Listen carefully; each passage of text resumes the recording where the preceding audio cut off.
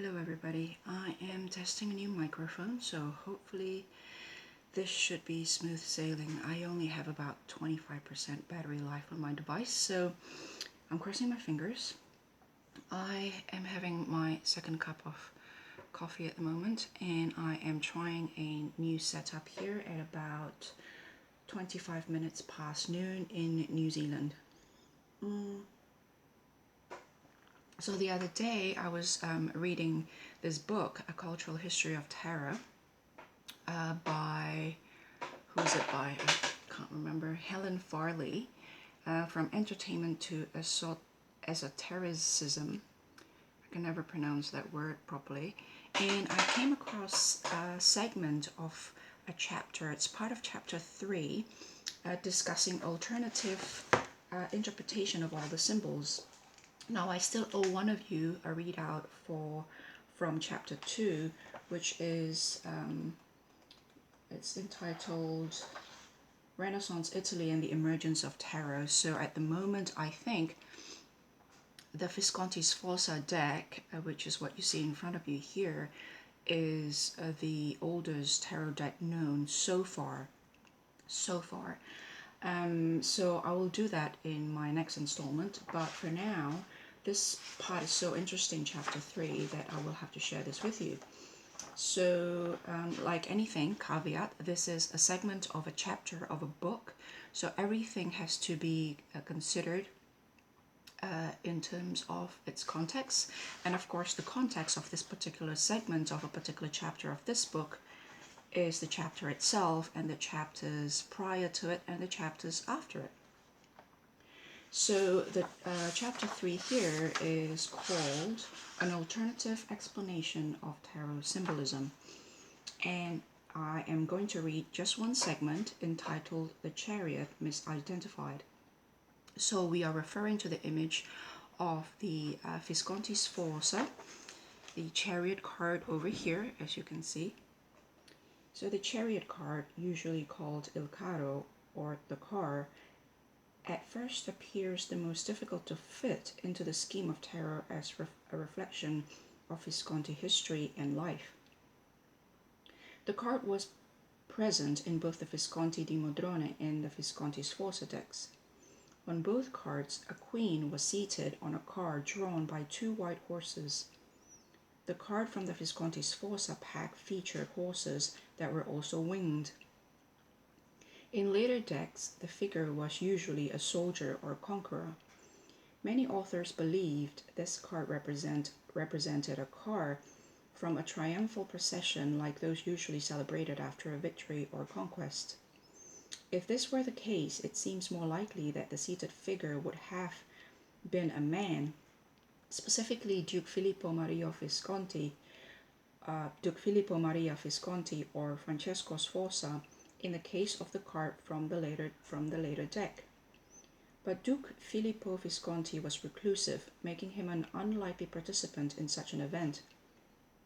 Further, it was well known that Francesco Sforza refused the honor of a triumphal procession when he entered Milan after its surrender in 1450. Instead, he distributed bread to the populace, starving after a lengthy siege.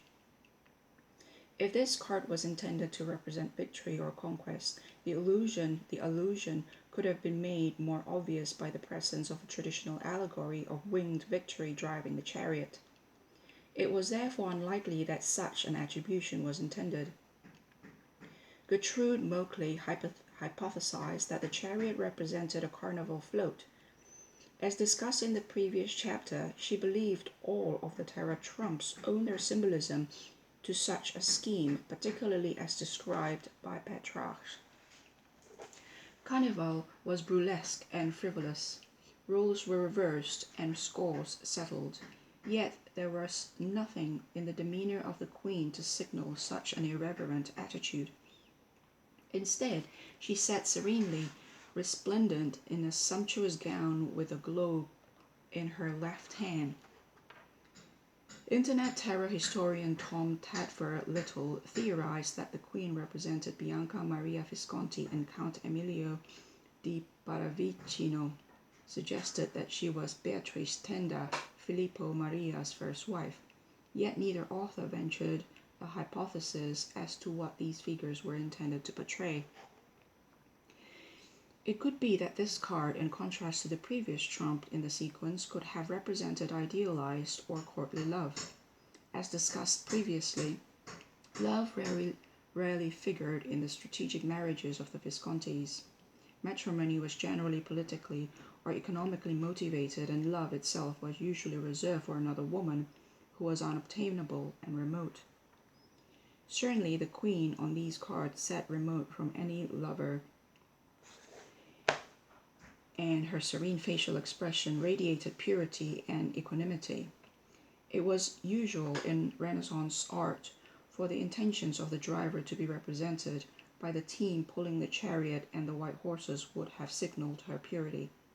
The winged horses, such as those on the Visconti Sforza card, generally symbolize divine mission, or more generally, spirituality.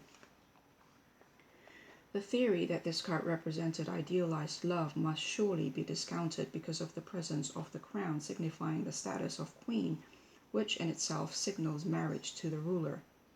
Both of Filippo Maria's marriages were devoid of love, let alone idealized love, and though the same was not true of the marriage of Bianca Maria Visconti to Francesco Sforza, this fact does not explain the presence of Il Caro in the Visconti di Modrone deck. There would have been more obvious ways of representing idealized love. For example, in contrast to the previous trump, Cupid could have been present, but this time without the blindfold or a pining lover. This affections unrequited could have been skillfully drawn. In light of the unsatisfactory arguments presented thus far, an alternative explanation of the symbolism of this card becomes necessary. I believe that the evidence suggests that the figure of the queen in the chariot or cart was a personification of the church. The presence of wings on the white horses of the Visconti Sforza card suggested that its subject was probably intended to be allegorical rather than historical. The chariot or cart was often used to symbolize the church, acting as the vehicle to convey the faithful to heaven. Dante used this allegorical device in his Divine Comedy. In a similar manner, St. Jerome likened the gospel to a chariot drawn by horses representing the four evangelists.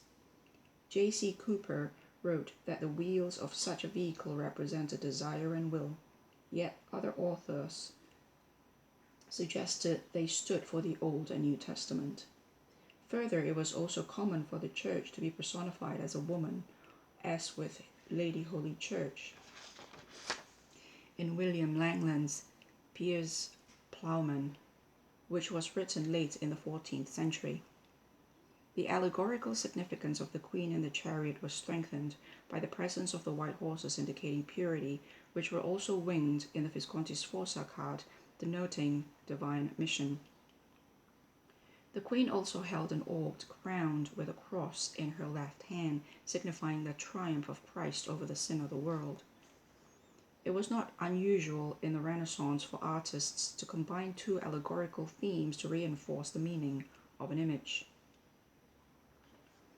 It is not surprising that the title of the card did not match the subject matter depicted, as titles were not ascribed to trumps until some 50 years after the invention of the game.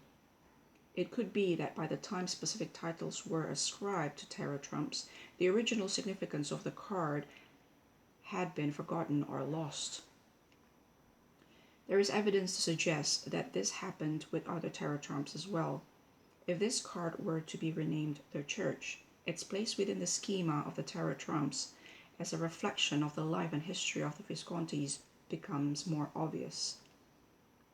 Though this powerful family were contemptuous of the papacy and its acquisitive ambitions, Duke Filippo Maria was deeply religious and was often seen silently praying to himself. Certainly during his rule he was generous to the church, giving large amounts of money to continue the construction of the great Gothic Duomo, the building of which was instigated by his father, Gian Galeazzo Visconti, hence the Chariot, or more correctly the church, ranked higher than the Pope in the sequence of trumps. So I thought that was very interesting and worth sharing. I haven't thought one way or another about this, simply taking in the information, and I thought it's fascinating. And I really like the sort of cultural, historical, anthropological approach of this particular book, as well as the Solar Busca game of Saturn, because I am a great believer in trying to understand cultural artifacts from the cultural actors themselves. And so that way, in that sense, cultural artifacts cannot be examined separately from the actors of the culture from which it's originated. So there's that. I'll talk to you guys later. Bye.